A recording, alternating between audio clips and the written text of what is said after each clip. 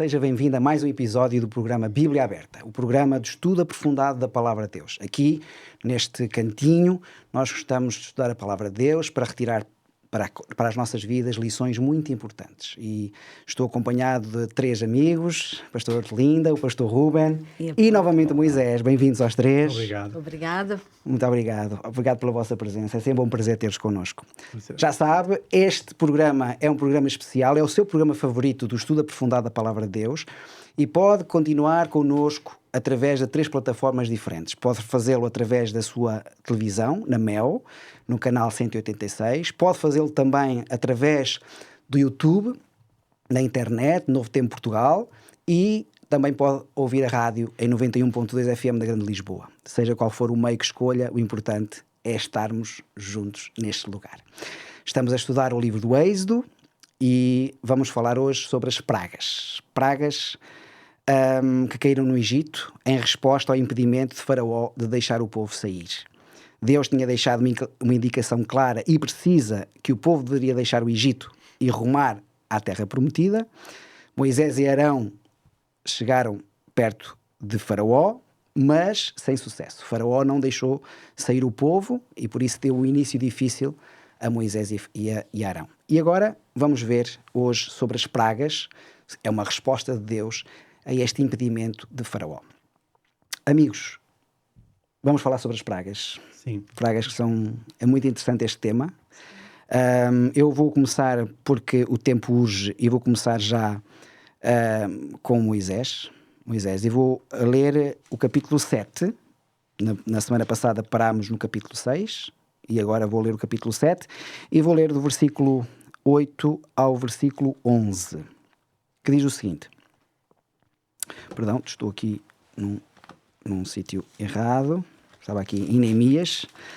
Portanto, capítulo 7, versos 8 a 11. E podemos ler o seguinte.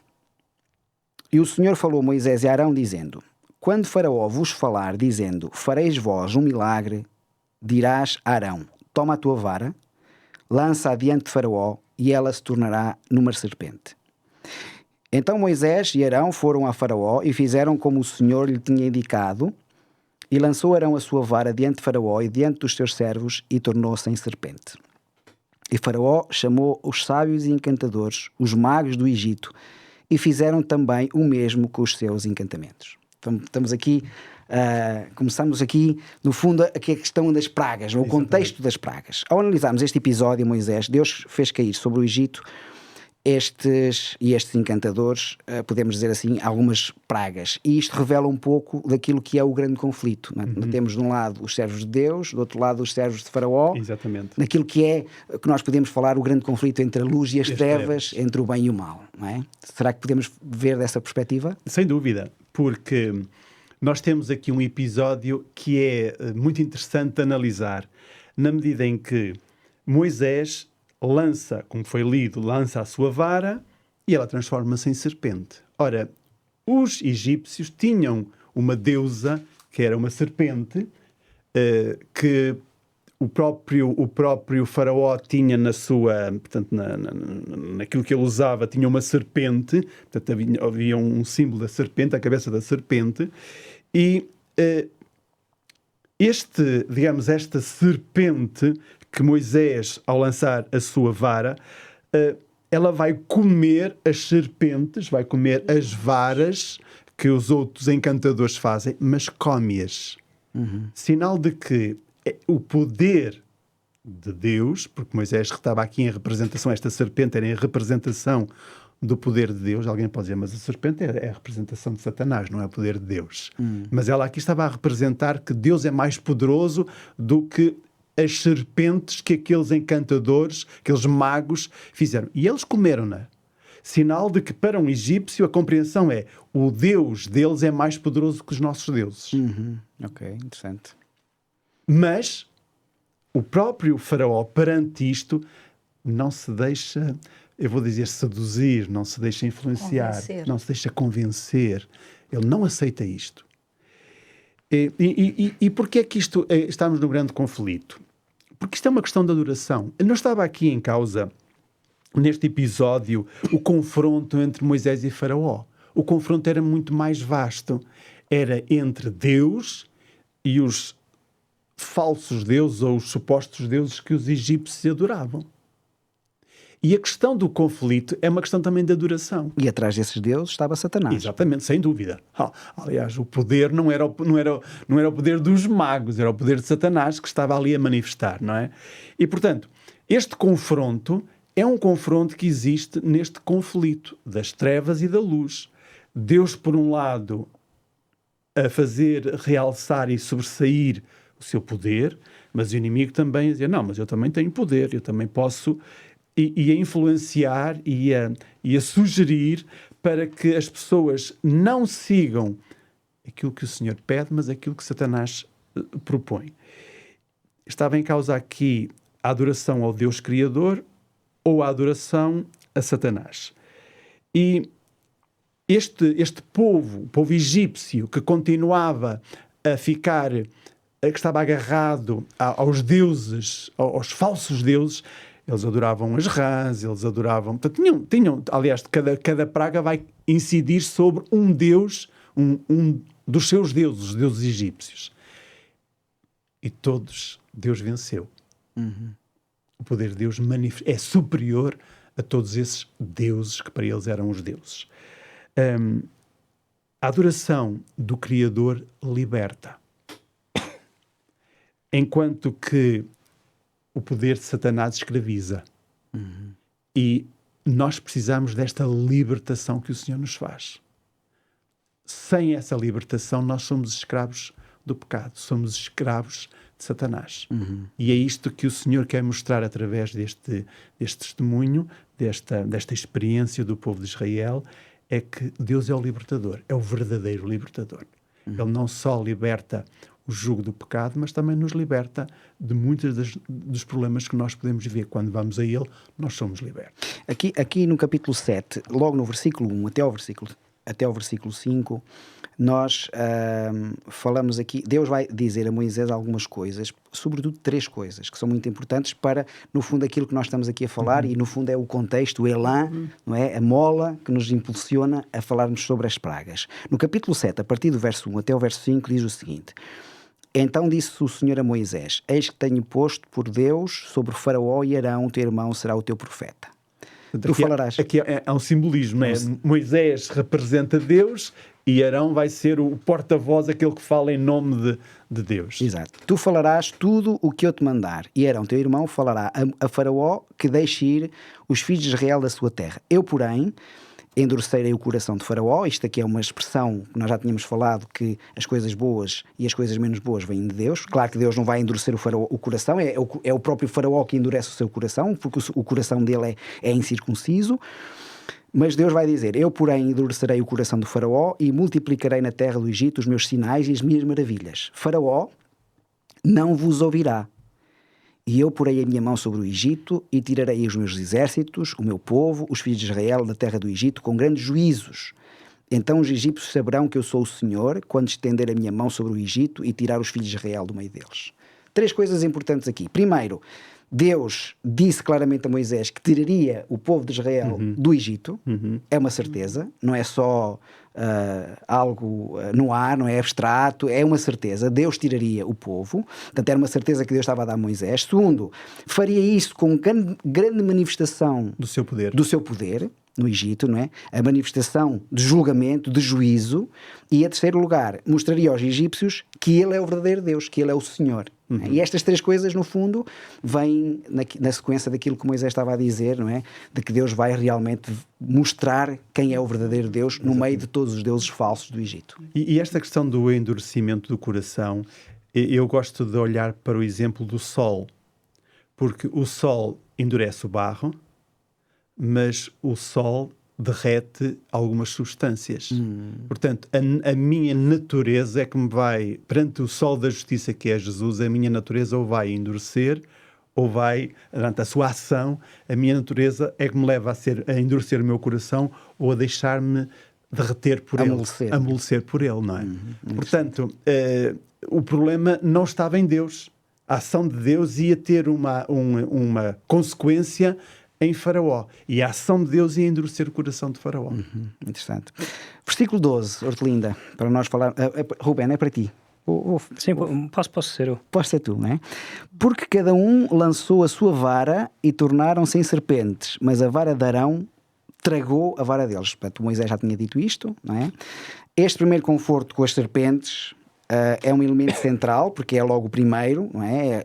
Este elemento inicial. Sabendo o papel da serpente no contexto bíblico, podemos dizer que há aqui um elemento profético e simbólico mais do que apenas um confronto entre animais? O que é que tu achas? Sim, obviamente. Nós temos sempre que Deus tenta comunicar com a humanidade,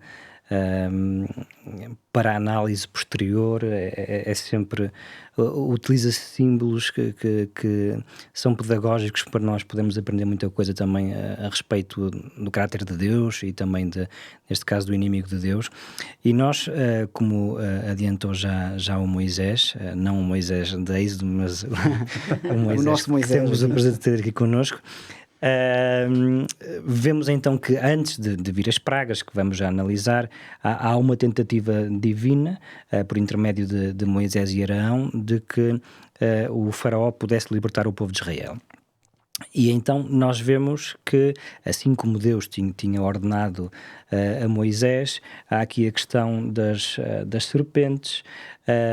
Como já adiantou Moisés, havia uma deusa serpente e um deus serpente também, e havia uma cobra que era a Naja, que era muito conhecida naquele tempo, e vemos então que era a deusa serpente o Adjet e também o deus serpente Nebkau. E basicamente, e é interessante porque este deus serpente Nebkau era conhecido por engolir 7 cobras, como já se falou aqui. Curiosamente, Deus, para rebater toda aquela mística, aquelas crenças que os egípcios tinham, a vara de Arão traga ali as serpentes dos magos, que estavam também a tentar replicar de alguma forma o milagre que Deus estava a fazer com os cajados daqueles profetas, não é? E isto é interessante porque a serpente estava associada a deuses egípcios.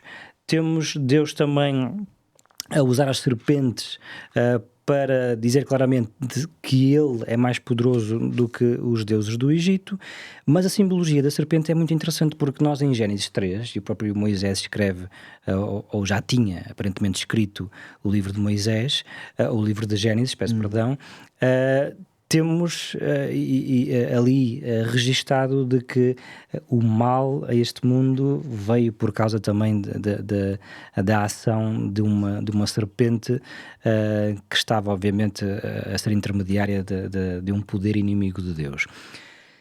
É curioso também que, à parte deste mal representado nestas serpentes de Gênesis 3, nós em Números 21 temos outra serpente que depois é apelidada também, num período apóstata do povo de Israel, de Neustã, não é?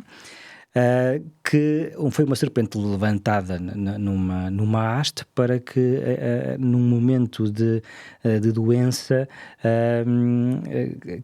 que o povo de Israel era picado por serpentes, se o povo olhasse para aquela serpente de bronze que tinha sido levantada, teria uma cura.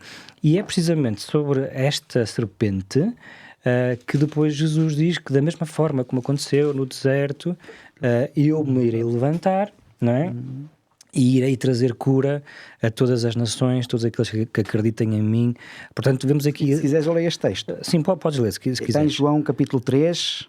Versículo 14. Quando ele falava com Nicodemos e disse: como Moisés levantou a serpente no deserto, assim importa que o Filho do Homem seja levantado, para que todo aquele que nele crê não pereça, mas tenha a vida eterna. Portanto, temos muita pedagogia aqui, muito ensino, através da simbologia da serpente, tanto para o mal como para o bem. É verdade que nós só retemos a simbologia da serpente para o mal. Exato. Mas esquecemos de que Deus rebate este poder simbolizado pela serpente também com outra serpente sanadora, curadora, que representava também a Jesus. Em Apocalipse 12 vemos também que a serpente é associada claramente, e mais uma vez, ao poder do mal, neste caso a Satanás, mas aquilo que nós devemos ter em conta aqui é que é precisamente no momento em que a vara de Arão traga as serpentes daqueles magos, temos um presságio e o anúncio profético da vitória de Deus sobre os deuses egípcios, em última instância, ou em primeira instância, do poder inimigo de Deus, não é? Satanás, e que resulta basicamente num anúncio de que Deus vence em toda esta questão do grande conflito, de que Deus triunfará sobre os poderes deste mundo, e venha quem vier, venham os agentes que possam vir. É interessante que nós não temos o nome destes magos aqui, mas depois o apóstolo Paulo, em 2 Timóteo 3,8, chama-lhes de Janes e Jambres, não é? Portanto, de alguma forma sabemos o nome, não é que seja muito importante, mas sabemos o nome destes magos. Venha quem vier, a resistência que vem ao poder de Deus, nós vemos que Deus sai sempre vencedor. E por mais que deuses possamos ter nas nossas vidas, o nosso Deus é mais valioso, é mais importante, e existe.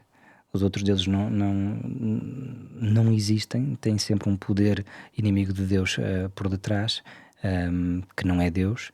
E, portanto, seria bom que nós pudéssemos, uma vez que já se sabe quem é que vai vencer e quem é que vence sempre, que nos possamos também aliar a este Deus que nos livra, que nos cura, apesar do nosso trajeto, apesar das nossas proveniências, poder perceber que Deus realmente é um Deus sanador, um Deus que nos liberta também do poder opressor. Deve ser a base da nossa confiança, não é? A base da nossa confiança é quem Deus é. Por isso é que Ele se apresenta aqui como o Eu Sou. Portanto, para que tenhamos confiança, Ele é o Deus que tem todo o poder. Exatamente. É isso. Nós devemos ter confiança no Deus que Ele é, e não só no Deus que Ele faz. Exato. Não é? Porque quando nós confiamos no Deus que faz, quando Ele não faz aquilo que nós gostaríamos que Ele fizesse, Exatamente. há dúvida, a nossa fé não fica forte, assim como o povo, não é? Que se baseava nos milagres. Deus havia o mar vermelho, e nós depois vamos ver isso noutros episódios. O povo é só Deus é maravilhoso, mas quando faltava água e eles não tinham que beber, já Deus não era tão bom assim, não é? Portanto, porque eles basearam a sua fé naquilo que Deus faz, nos seus milagres, e não no Deus que Ele é. E quando Ele diz eu sou o que sou, é aí que nós temos que basear a nossa fé, no eu sou, não é? Exatamente. Há aqui uma coisa muito interessante, Hortelinda, que falámos há pouco e que nós vamos agora recuperar, que é a questão do endurecimento. Do versículo 3 lemos há pouco, não é? O endurecimento do coração de Faraó, mas também no versículo 13 e o versículo 14 diz-nos o seguinte, do capítulo 7. Porém, o coração de Faraó se endureceu, não os ouviu como o Senhor tinha falado. Então disse o Senhor a Moisés: o coração de Faraó está endurecido, recusa deixar ir o povo. Encontramos neste texto expressões emblemáticas do endurecimento do coração do Faraó. Como é que nós podemos entender esta ideia de que Deus endureceu o coração do Faraó, que está no versículo 3? Será que é uma expressão que deve ser tirada literalmente, ou há algo a aprender, algo mais profundo que nós possamos aprender aqui? Pois, vocês já afloraram um pouquinho esta questão, mas é uma questão que tem trabalhado os crentes ao longo das eras, não é? A feito correr muita tinta e causado perplexidade em algumas pessoas, porque o que compreendemos quando diz que Deus endureceu o coração de Faraó, é como se Deus tratasse o Faraó em objeto, não é? Independentemente do que ele seja, do que faça, Deus vai-lhe endurecer o coração. Então, de quem é que Deus se queixa, não é? Ao dizer que o Faraó tem o coração duro, se é assim que Deus age.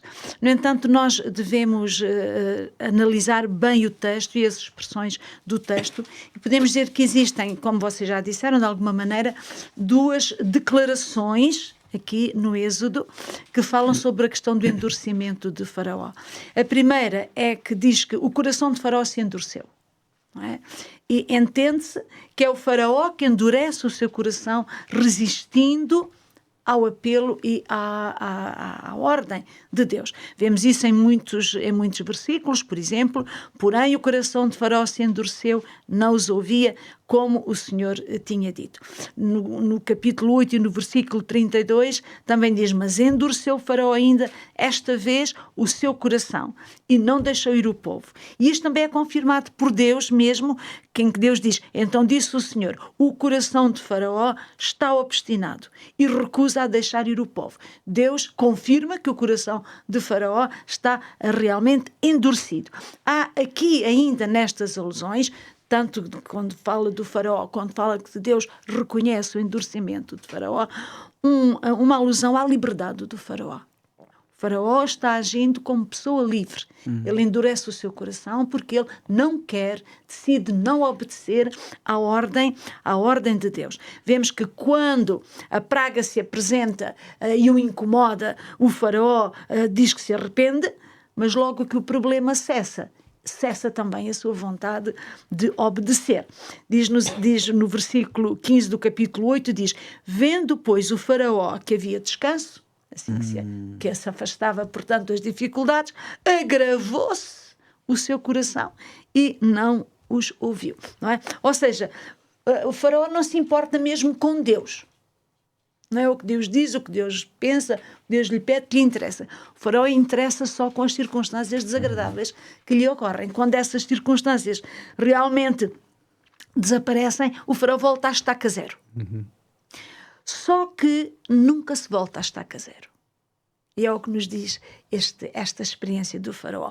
Volta-se sempre mais para baixo do que onde estávamos inicialmente. Por isso, em cada rejeição ao apelo de Deus, o Faraó agrava o seu endurecimento espiritual, de tal maneira que cada vez ele vai ficar mais incapacitado para responder positivamente. Ou seja, a força de dizer não, o Faraó vai se incapacitando, vai se endurecendo, vai se tornando insensível à possibilidade de dizer sim.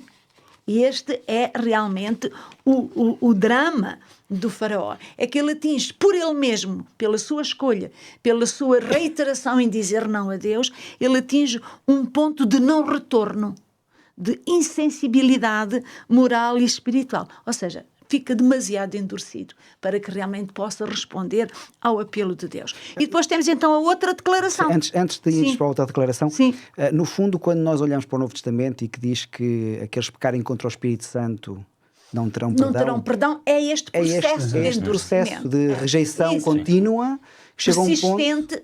reiterada, voluntária. Portanto, chega uma altura que nós mesmos, portanto, cauterizamos, não é? Ou seja, as nossas ações não têm apenas um efeito exterior a nós. As nossas ações têm um efeito em nós. Vão-nos incapacitando para mudar de comportamento. Ficamos rígidos no comportamento que escolhemos e acabamos por ser reféns desse comportamento. A segunda declaração é realmente a que tu leste no início, não é? É de que, porém, o Senhor Deus endureceu o coração de Faraó e este não os ouviu, como o Senhor tinha dito a Moisés. Parece que havia aqui uma predestinação a que o Faraó endurecesse o seu coração. Não, o Senhor diz que vai-lhe endurecer o coração, porque o Senhor sabe que ele, a partir de um certo momento, o seu coração está, poderíamos dizer, inutilizado. De alguma maneira, o coração de Faraó vira objeto. E Deus então vai tratá-lo como objeto. Mas porque ele já é objeto, não é? É muito interessante vermos que Deus só aparece, que Deus endureceu o coração de Faraó a partir da sexta praga.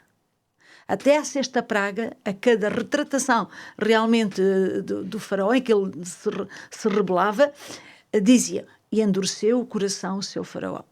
Endureceu Faraó o seu coração. Endureceu Faraó o seu coração. É a partir da sexta praga é que diz: o Senhor endureceu o coração de Faraó. O que mostra que o endurecimento que Deus traz ao coração de Faraó é um endurecimento que é o resultado do endurecimento já existente.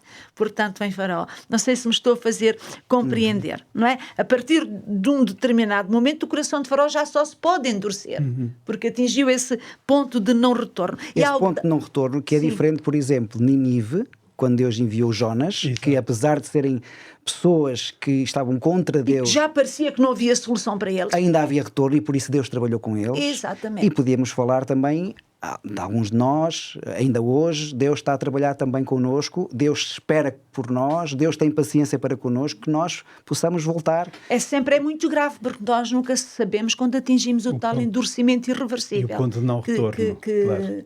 Que o faraó atingiu. Mas é interessante que esta atitude pode acontecer realmente a qualquer pessoa, como estávamos a dizer. E Deus pode endurecer-nos o nosso coração também hoje. Porquê? Porque ao apelar-me, ao chamar-me para uma relação de amor, e que eu digo não. Se Deus desistir, eu fico onde estou, não é? De alguma maneira. Mas como Deus não desiste e continua a insistir comigo, a própria insistência de Deus, e como eu estou a dizer não, vai-me endurecer. Ou seja, o próprio amor de Deus, o próprio apelo de Deus endurece um coração que já está endurecido. Porquê? Porque a pessoa, o destinatário do amor de Deus, se vai tornando duro, vai sempre dizendo não. Não, quanto mais não diz, mais duro fica. Deus que lhe envia o apelo está lhe endurecendo o coração. Involuntariamente. Por isso é que no Novo Testamento diz: se hoje ouvires a voz de Deus, não endureçais os vossos. É isso mesmo. Se hoje ouvirdes a voz de Deus, não endureçais o vosso coração, não é? Porque não sabes, é porque ainda por cima eu penso que os corações não temos todos o mesmo limiar de endurecimento, não é? Há pessoas que fizeram muito, penso muitas vezes no rei Manassés, que levou Israel para uma apostasia, a maior apostasia praticamente do Antigo Testamento. Ele ainda se arrependeu no exílio, ainda o Senhor o trouxe, ele ainda se arrependeu, foi restaurado como rei, e o Senhor perdoou-lhe as coisas execráveis que ele tinha feito. Deus conhece o coração, a Saúl, intenção, a motivação. Saúl desobedeceu numa batalha e depois... enfim, foi um endurecimento, sempre foi o descalabro e foi a escalada do endurecimento. Então é sempre perigoso dizermos agora não. Temos que dizer agora sim. Mas este tema é um tema muito importante também para nós vermos como é que Deus trabalha com os corações dos seres humanos. Porque há ali uma expressão de um texto que nós lemos de que diz que o faraó recusou deixar ir o povo. Se ele recusa, então ele teve que realmente ter um processo mental de liberdade para poder realmente decidir. Porque se nós partirmos para a conclusão de que é Deus realmente quem endurece, estaríamos, como a Hortelinda falou, a entrar aqui num campo perigoso, que é o campo da predestinação, em que basicamente todos nós temos o nosso destino traçado. Deus já sabe se nós nos vamos salvar ou perder, mas este facto de que por mais que eu queira me salvar, não posso, porque já estou predestinado a não ser salvo, poria em causa o próprio trabalho do Espírito Santo. Porque se assim fosse, o Espírito Santo não precisaria de trabalhar, ficaria quietinho, porque se o trabalho dele é convencer, converter, orientar na palavra, então não havia necessidade desta função do Espírito Santo. E aquilo que eu percebi, a Hortelinda falou mais na questão de todo o processo de rejeição constante do Espírito Santo.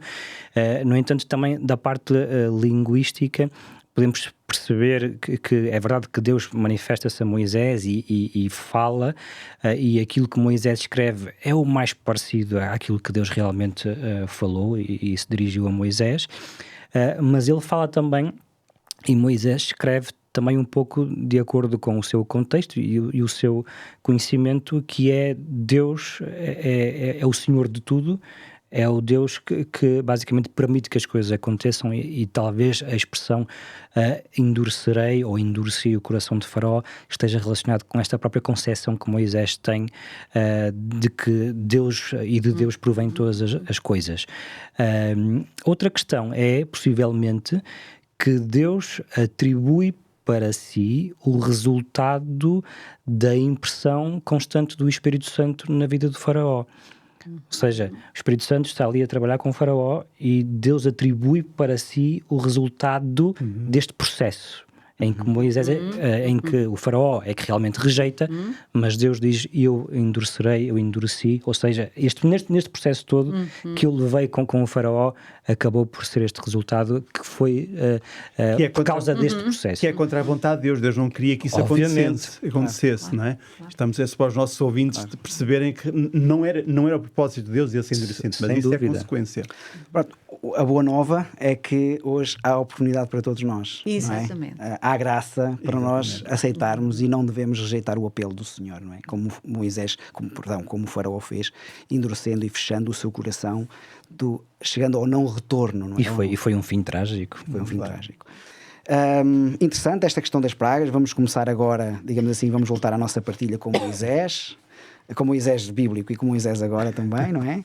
Moisés, no capítulo 7, verso 17, e depois no 8:2 e no 16 e no 21, nós vamos ler alguns versículos para nos inteirarmos da pergunta que eu vou fazer. Tem as primeiras pragas, a descrição das primeiras pragas. As primeiras pragas. O 7 diz assim: assim diz o Senhor, nisto saberás que eu sou o Senhor, eis que eu, com esta vara que tenho na minha mão, ferirei as águas que estão no rio e tornar-se-ão em sangue. Capítulo 8, verso 2 diz: e se recusares deixá-lo ir, eis que ferirei com rãs todos os teus termos. Versículo 16 disse mais o Senhor a Moisés, diz a Arão, estende a tua vara, fere o pó da terra para que se tornem piolhos por toda a terra do Egito. Versículo 21: porque se não deixares ir o meu povo, eis que enviarei enxame de moscas sobre ti, sobre os teus servos, sobre o teu povo, as tuas casas, e as casas dos egípcios se encherão destes enxames e também a terra em que eles estiverem.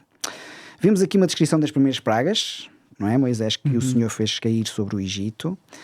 Se alguém questionasse sobre a violência de Deus ao trazer estes males sobre este povo, talvez alguns inocentes aqui, como é que nós podíamos responder a esta pergunta? Esta é a primeira questão. Segunda questão: que Deus é este que envia pragas e sofrimento sobre este povo? Numa leitura simplista e à primeira vista, realmente parece que Deus está a ser um Deus punitivo, um Deus que não tem piedade, um Deus que envia castigo para aqueles que não o querem servir, que não o querem seguir. Numa leitura muito simplista parece isto. Mas quando eu vou à Bíblia, e, por exemplo, no livro de Lamentações de Jeremias, no capítulo 3, versículo 32 e 33, diz assim: pois ainda, está-se a referir a Deus, ainda que entristeça alguém, usará de compaixão, segundo a grandeza das suas misericórdias, porque não aflige nem entristece de bom grado os filhos dos homens. Quer dizer, as pragas, Deus não as enviou, não estava satisfeito ao enviá-las. Mas havia um propósito, que era um propósito de salvação. Também em Apocalipse, capítulo 3, versículo 19, é o Senhor que diz: eu repreendo e castigo. Outras versões dizem: eu disciplino. O termo disciplinar é a correção. Nós, na escola, temos disciplinas, não é? Da aprendizagem. Há um propósito pedagógico na ação de Deus. Eu repreendo e castigo, ou eu disciplino a todos quantos amo. Sê, pois, zeloso e arrepende-te. E já foi mencionado na lição anterior, no estudo anterior, que Deus quer, está em 1 Timóteo 2,9, Deus quer que todos os homens sejam salvos e que cheguem ao conhecimento da verdade. Então, a ação de Deus nestas práticas não tinha como intenção causar sofrimento, causar dor, mas tinha a intenção de preparar as pessoas para ouvirem a voz de Deus, para darem ouvidos à sugestão divina. É muito interessante ver isso que tu dizes, porque quando nós analisamos as pragas, há um crescendo em gravidade. Sim. Das pragas, não é? Sim. As primeiras pragas têm a ver com água, depois as rãs, depois piolhos, moscas. Bem, são coisas que trazem problemas, mas não são problemas de natureza vital. Na realidade, as pragas atingem o seu grau máximo de gravidade com os animais, nas úlceras nos animais, e depois a morte dos primogénitos. Ou seja, é mesmo in extremis que o Senhor tem que fazer isso para realmente o povo poder sair. Sim. E Deus também só enviou estas pragas porque o faraó não deixou ir o seu povo logo no início. Claro, senão não teria sido necessária nenhuma. Não teria sido necessária nenhuma. E não seria só o faraó, porque o faraó estava assessorado por outras pessoas que também tinham o mesmo pensamento, a mesma ideia, não é? Embora ele representava toda a nação do Egito, mas não era só o culpado, vamos dizer, deste endurecer o coração. Certamente que havia outras pessoas do Egito que estariam na mesma linha. Apesar de que nas últimas, talvez 2, 3, aí sim foi a obstinação por parte do maior governador, que seria o faraó. Claro. Mas é interessante ver, amigos, uma coisa aqui que é especial, que é Deus tinha uma lição para o povo de Israel, de confiança no Deus verdadeiro. Deus queria mostrar o seu poder para que o povo de Israel pudesse compreender quem Deus era, que Ele era o Senhor e que Ele atuava, ou seja, estava no controle de tudo, e não há nação nenhuma, por mais poderoso que seja, que se possa assemelhar ao verdadeiro Deus. Mas também uma lição para o faraó e para o povo do Egito, porque no capítulo 12, verso 12, diz assim: e eu passarei pela terra do Egito esta noite e ferirei todo o primogênito da terra do Egito, desde os homens até aos animais, e em todos os deuses do Egito farei juízos. Eu sou o Senhor. Ou seja, havia aqui claramente uma lição e que Deus seria superior a todos os deuses do Egito. Não é? Propósito de revelação de quem Deus é. Exatamente. Que Deus era mais poderoso do que qualquer Deus que eles pudessem fazer. E é interessante o ato de colocar o sangue nas ombreiras e na padieira da porta, porque, segundo alguns investigadores, e nomeadamente o Rodrigo Silva, era muito provável que eles tivessem ali registado os seus deuses, digamos, os seus deuses estavam inscritos naquelas... porque era... Como proteção. E agora o que era colocado por cima era o sangue, que apontava para o sangue de Jesus. Portanto, esse é que nos liberta, este é que nos Mas em relação ao tema que estavas a abordar, Moisés, sobre se Deus realmente traz sofrimento, porque é que livrava a uns, porque é que não livrava a todos, é interessante porque a Orlinda falou de que as pragas e estes juízos da parte de Deus contra o sistema religioso e contra os deuses egípcios são graduais, vão se intensificando gradualmente.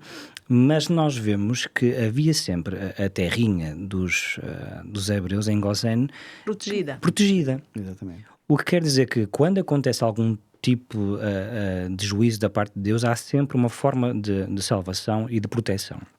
Neste caso, havia ali a região de Gozén, em que os hebreus estavam protegidos, mas nós depois vemos, quando o povo sai do Egito, vemos que egípcios também foram com Israel, o que quer dizer que a salvação estava disponível para todos. Porque podemos pensar, Deus fez aqui uma seleção, foi arbitrário, e Israel são os seus protegidos, e o Egito não é. Havia sempre possibilidade. E no contexto de salvação há sempre possibilidade. Desde que nós aceitemos a Deus como nosso Salvador, e é a única hipótese, a única solução que existe em todo este paradigma do grande conflito e do pecado e da morte, se assim o fizermos, estamos salvos e estamos livres E esse aspecto é muito interessante, porque era uma questão de escolha. Os egípcios podiam escolher permanecer nos seus territórios ou irem para Gozén, não é? E, portanto, se eles fossem para Gozén, estavam protegidos. Realmente é uma... Claro. Eram mais alguns sensíveis, não é? Que foram convencidos. Exato. E muitos deles já eram casados com pessoas israelitas, não eram? Eles já tinham casado entre si com egípcios. E Moisés e Arão pregavam estas coisas, ou seja, a mensagem de salvação estava disponível. Exatamente. Todos tinham a oportunidade de... Nós temos vários exemplos. Raab, por exemplo, temos a própria Ruth, não é? Que não era israelita e também aceitou a mensagem do céu, portanto está disponível a todos. Deus não é exclusivista de um povo só. Deus quer que o povo possa brilhar para outros povos e outros povos podem também aceitar a mensagem. Ruben, vamos aqui entrar na nona praga. No versículo 21 do capítulo 10 e no versículo 28 e 29, lemos o seguinte: Então disse o Senhor a Moisés: Estenda a tua mão para o céu e virão trevas sobre a terra do Egito, trevas que se apalpem. No versículo 28 e 29, dizes a Faraó: Vai-te de mim, guarda-te que não me vejas o meu rosto, porque no dia em que vis o meu rosto morrerás. Então disse Moisés: Bem disseste, eu nunca mais verei o teu rosto. Chegamos à presença da nona praga, não é? Que envolveu estas trevas profundas sobre o Egito, e nós podemos dizer que o coração de Faraó se mantinha duro, se mantinha insensível, mas o problema do Faraó não era um problema intelectual, ou seja, ele tinha provas racionais suficientes de que Deus do céu era o verdadeiro Deus, não é? O que é que isto nos diz sobre a realidade do nosso coração em face das evidências que vemos hoje? Sim, antes de falarmos a respeito da questão da resistência que nós temos, que estão aqui exemplificadas também na resistência do Faraó, é interessante que aqui Moisés profetiza, sem saber, que diz: é verdade que tu nunca mais vais ver o meu rosto. Portanto, vemos de alguma forma aqui também o facto de ele ser profeta, também aqui a dar aqui um vislumbre daquilo que iria acontecer. Mas estamos a falar da nona praga, é a praga das trevas, que graficamente Moisés diz que trevas que quase que se podiam apalpar. E é curioso porque aquilo que nós mais podemos, para exemplificar ou comparar este tipo de praga e as trevas profundas, foi aquilo que aconteceu há alguns meses atrás com o apagão, que todos nós vivenciamos aqui em Portugal e na Península Ibérica, de que estávamos sem luz. E foi interessante que quando caiu a noite, via-se as velinhas nos apartamentos, nas casas, mas para quem mora na cidade conseguiu ver as estrelas, conseguiu ver toda esta questão da natureza também. Mas aqui não se via nada, foram trevas profundas, e é curioso porque os egípcios, mais uma vez, e nós vemos que todos os juízos de Deus, como o próprio Deus diz, era para realmente fazer uma distinção entre deuses falsos e ele mesmo, e nós percebemos que através da história, da cultura do próprio povo egípcio, que haviam dois deuses relacionados com o Sol e a Lua. E é interessante, quando Moisés também descreve a semana da criação, fala em luminar maior e fala em luminar menor, porventura, uma vez que o seu público-alvo eram primeiramente os hebreus, para não fazer lembrar dos deuses egípcios, que era também o Deus Sol e o Deus da Lua. Então temos o Ra, que era também o Deus do Sol, temos Tot, que era Deus da Lua, e portanto vemos que Deus está aqui a dizer claramente: os vossos deuses não conseguem dar luz. Eu estou aqui a lançar as trevas, vocês não podem ter luz fora de mim, e portanto aquilo que nós percebemos aqui, de acordo com aquilo que podemos aprender da resposta do Faraó, é que ele manifestou uma resistência no seu próprio coração, porque ele tinha toda a informação disponível. Foi-lhe avisado de que o Deus dos hebreus queria libertar o povo. Ele resistiu. Veio mais a questão das serpentes, resistiu. Vieram as pragas, foi resistindo.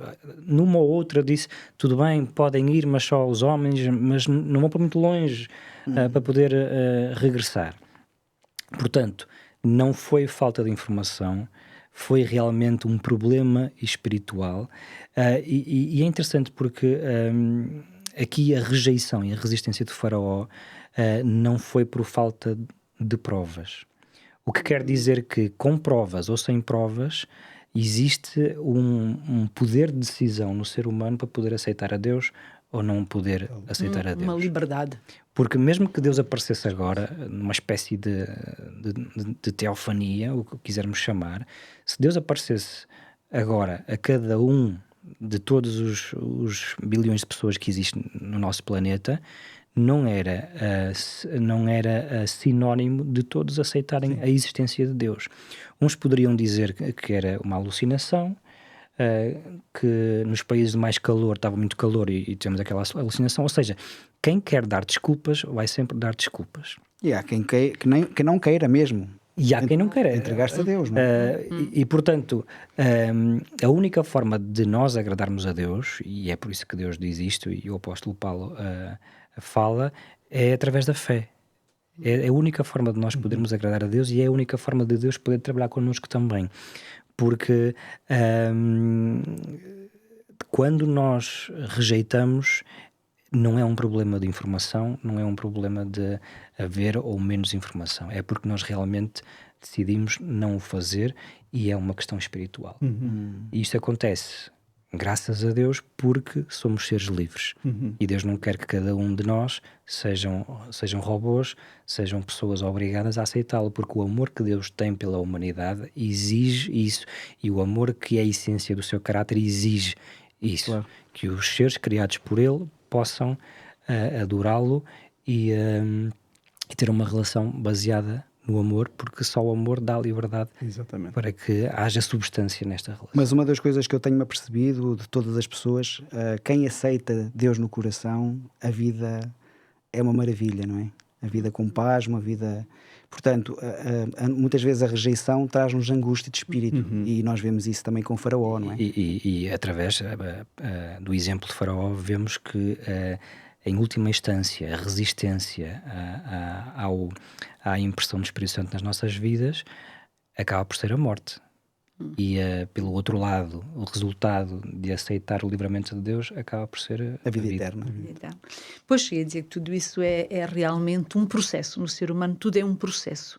Portanto, ou estamos num processo de endurecimento, estamos na descida, as decisões que vamos tomando vão nos levar para baixo. Se estamos na descida, guiados pelo Espírito, cada decisão que tomamos nos põe em melhores condições de poder subir. Estás a falar na subida, não é? E na subida, exatamente, temos melhores condições para escalar, porque vamos adquirindo resistências e conhecimento e capacidades. Aquilo que eu digo é que essas experiências que vivemos com Deus, seja os milagres que Deus faz, como fez, por exemplo, no Egito, e depois vai fazer no meio do deserto, não fundamentam a fé, mas solidificam a fé e faz com que a fé cresça um patamar acima, não é? Dá-nos maturidade também. Exatamente. E, portanto, contrariamente, nós temos Faraó que, ao contrário, não é? Rejeitou e veio a angústia de espírito para a sua vida. Aliás, Hortelinda, no capítulo 9 de Êxodo, versículo 25, vai no fundo, 27, perdão, vai no fundo para fazer a pergunta. Então Faraó mandou chamar a Moisés e Arão e disse-lhes: esta vez pequei, o Senhor é justo, mas eu e o meu povo somos ímpios, não é? Há aqui um reconhecimento, até mesmo antes das últimas pragas, há aqui um reconhecimento de que ele e o povo são ímpios, não é? Só que é uma luta interna, é uma luta dentro do coração de Faraó, porque verdadeiramente nós vemos aqui ele num momento de contrição, mas depois mais tarde ele não vai deixar o povo ir, não é? Portanto há aqui uma luta interna através, nós sabemos isso, o Espírito Santo vai tocando, mas nós vamos endurecendo. Como é que nós podemos permitir que o Senhor tenha soberania sobre qualquer um dos deuses da nossa vida? Deuses, entre aspas. Podemos dizer, eu diria que este flash espiritual que o Faraó teve neste momento, ele sempre se arrependia e dizia para parar e depois voltava ao mesmo. Mas aqui parece até que o Faraó atingiu um conhecimento, uma penetração de quem ele era, de quem era Deus e da situação como não tinha tido até ali. Repara que ele até pede a Moisés para orar por ele e pelo seu povo. Ele reconhece o seu pecado, reconhece a justiça de Deus e parece que não é estratégia, que realmente ele está genuíno, a ser autêntico, que é genuíno. Mas depois, face à confrontação, ao pedido de Deus, deixa ser o meu povo, ele volta realmente novamente ao mesmo. Parece que Faraó é governado por uma vontade mais forte do que a sua. não é? Um pouco aquilo que Paulo diz aos Romanos: quando eu quero fazer o bem, o mal está comigo. E era um pouco esta a situação do faraó. Pelo seu endurecimento, pela sua resistência permanente, reincidiva, portanto, ele vai abrir as portas. Não abriu as portas a Deus. Então, ele vai abrir as portas a sugestões de outro lado, de outro poder que o acaba dominando, que nada mais é do que o poder do inimigo. Faça isto e não conseguir realmente tomar a decisão certa, mostra que Faraó já é refém de Satanás e que é Satanás que o habita, que o domina e que o conduz, não é? O apóstolo Paulo diz na Epístola aos Romanos: não sabeis vós que a quem vos apresentardes por servos para lhe obedecer, sois servos daquele a quem obedeceis, ou do pecado para a morte, ou da obediência para a justiça. Esta era a situação do faraó. Ele apresentou-se como servo no reino de Satanás e acabou por ser dominado e acabou por, mesmo tendo aquele flash de lucidez espiritual, ele já não tinha vontade, ele era completamente dominado pelo inimigo. Jesus também disse a alguns fariseus do seu tempo que se atribuíam o mérito deles estarem a fazer a vontade do Pai. Jesus diz: não, vós tendes como Pai é o diabo. E quereis fazer a vontade do vosso Pai. Portanto, enganavam-se a eles mesmos. Tudo isto nos diz uma coisa muito importante: é que para nós seres humanos que estamos no meio deste conflito, num mundo onde Satanás é príncipe e domina, para nós não existe campo neutro. Nós, se não estamos do lado de Deus, automaticamente estamos sob a influência do inimigo. Eu não digo que não todos temos um espaço de liberdade, e o faraó também teve, não é? Mas, à medida que usamos mal essa liberdade, o inimigo vai fazendo incursões em nós e vai nos dominando e vai realmente fazendo-nos fazer aquilo que possivelmente nós não desejaríamos, não é? Então, diz... Artelinda, mas eu por vezes acho que também que é... sobretudo quando a pessoa é líder, para não perder a influência daqueles que são liderados.